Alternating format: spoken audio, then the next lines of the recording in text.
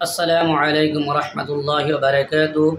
সম্মানীয় ভাই ও বোনেরা, আজকে একটি গুরুত্ব বিষয়ে আলোচনা করব যে মিলাদুন্নবী সাল্লাল্লাহু আলাইহি সাল্লাম পালন করা যাবে কি না। যদি পালন করা যাবে তাহলে তার কি ভিত্তিতে পালন করা যাবে, আর যদি পালন করা যাবে না তো কেন যাবে না, সেই বিষয়ে আমরা বিস্তারিত হিসেবে আলোচনা করব। আপনারা ভিডিওটা মন দিয়ে শুনেন। আজকে আমাদের সমাজের মধ্যে কিছু সংখ্যক মানুষ আছে যারা মিলাদুন্নবী পালন করার জন্য উঠে পড়ে লেগেছে। তারা পুরা বছর মসজিদের লগে না কোনো সম্পর্ক আছে তাদের, কোনো ওলামাদের সঙ্গে সম্পর্ক নাই, মসজিদের সঙ্গে সম্পর্ক নাই, আল্লাহর নবীর কোনো সুন্নতের উপরে আমল করে না। শুধুমাত্র এই 12 রবিউল আসলে তারা মিলাদুন্নবী নিয়ে ব্যস্ত হয়ে যায়। তাদের কাছে প্রশ্ন, যারা 12 রবিউল আউয়াল তারিখে মিলাদুন্নবী নিয়ে ব্যস্ত, তাদের কাছে আমার প্রশ্ন, আপনি মুহাম্মদ সাল্লাল্লাহু আলাইহি সাল্লাম দুনিয়াত মোট 63 বছর জিন্দিগি অতিবাহিত করছে। আল্লাহ নবী সাল্লাল্লাহু আলাইহি সাল্লাম নিজের এই জিন্দিগির মধ্যে কোনো একদিন কি আল্লাহ নবী সাল্লাল্লাহু আলাইহি সাল্লাম নিজের জন্মদিন পালন করেছিল? হজরত আবু বকর সিদ্দিক রাদিয়াল্লাহু তাআলা আনহুর জামানার মধ্যে হজরত আবু বকর সিদ্দিক রাদিয়াল্লাহু তাআলা আনহু কোনোদিন কি আল্লাহর নবী সাল্লাল্লাহু আলাইহি সাল্লামের জন্মদিন পালন করেছিল? হজরত উমরে ফারুক রাদিয়াল্লাহু তাআলা আনহুর খিলাফতের মধ্যে হজরত উমরে ফারুক রাদিয়াল্লাহু তাআলা আনহু কোনোদিন কি আল্লাহ নবী সাল্লাল্লাহু আলাইহি সাল্লামের জন্মদিন পালন করেছিলেন? পালন করেন নাই। হজরত ওসমান গনি রাদিয়াল্লাহু তাআলা আনহু তিনার জামানার মধ্যে কোনোদিন আল্লাহ নবী সাল্লাল্লাহু আলাইহি সাল্লামের জন্মদিন পালন করেন নাই। হযরত আলী রাদিয়াল্লাহু তাআলা আনহুর জামানার মধ্যে হযরত আলী রাদিয়াল্লাহু তাআলা আনহু কোনোদিন আল্লাহ নবী সাল্লাল্লাহু আলাইহি সাল্লামের জন্মদিন পালন করেন নাই।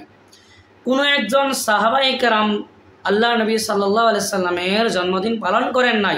আল্লাহর নবীকে কত মহব্বত করি আমরা, আল্লাহর নবীকে কত মহব্বত করি, তাকে শতগুণ বেশি সাহাবার আল্লাহ নবী সাল্লাল্লাহু আলাইহি সাল্লামকে মহব্বত করেছিলেন। তাদের জিন্দিগির মধ্যে কোনো একজন সাহাবাই আল্লাহ নবী সাল্লাল্লাহু আলাইহি সাল্লামের জন্মদিন পালন করেন নাই।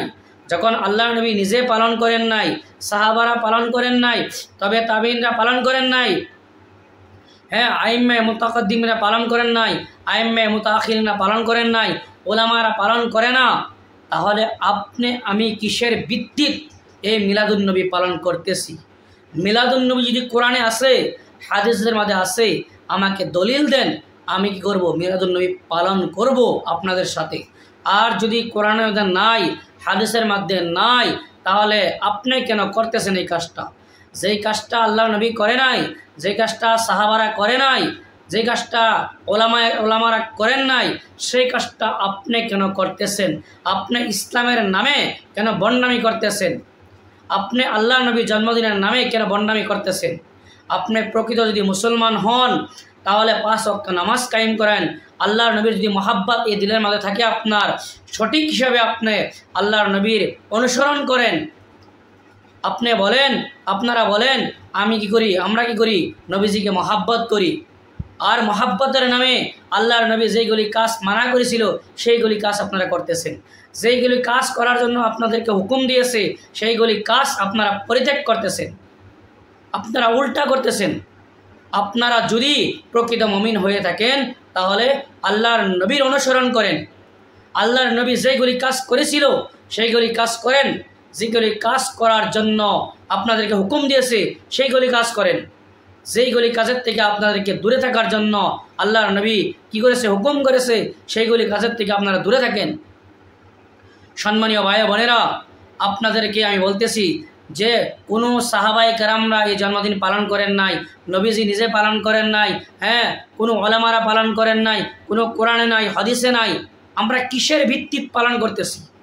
আমাদের দিমাগ আছে, ব্রেন আছে, আল্লাহ তাবারক তাআলা আমাদেরকে দিমাগ দিছে, ব্রেন দিছে, জ্ঞান দিছে। আমরা সেই জ্ঞান সঠিক জায়গার মধ্যে ব্যবহার করতে লাগবে। যদি আমরা ব্যবহার না করি তাহলে কাল কিয়ামতের দিন আপনাকে আমাকে আল্লাহর কাছে গ্রেফতার হইতে হবে, আল্লাহর কাছে জবাব দিতে হবে। তাই এখনও সময় আছে। যারা এইগুলি কাজ করতেছেন আপনাদের কাছে হাত জোর করে অনুরোধ, আপনারা আসেন, আপনারা মসজিদের লগে সম্পর্ক রাখেন, আল্লাহর নবীর সুন্নতের উপরে আমল করেন, দেখবেন আল্লাহ আপনার উপরে রাজি হবে, শান্তি আসবে আপনার জিন্দিগির মধ্যে। আপনারা এইগুলি কাজ করবেন না যেইগুলি কাজ আল্লাহ নবী করেন নাই। হ্যাঁ, আপনাদের কাছে অনুরোধ, আপনারা ভিডিওটা বেশি বেশি শেয়ার করবেন, কারণ একটি শেয়ারের মাধ্যমে একজন মানুষে নিজের ভুলটা বুঝতে পারবে। আশা করি আপনারা ভালো থাকুন, সুস্থ থাকুন।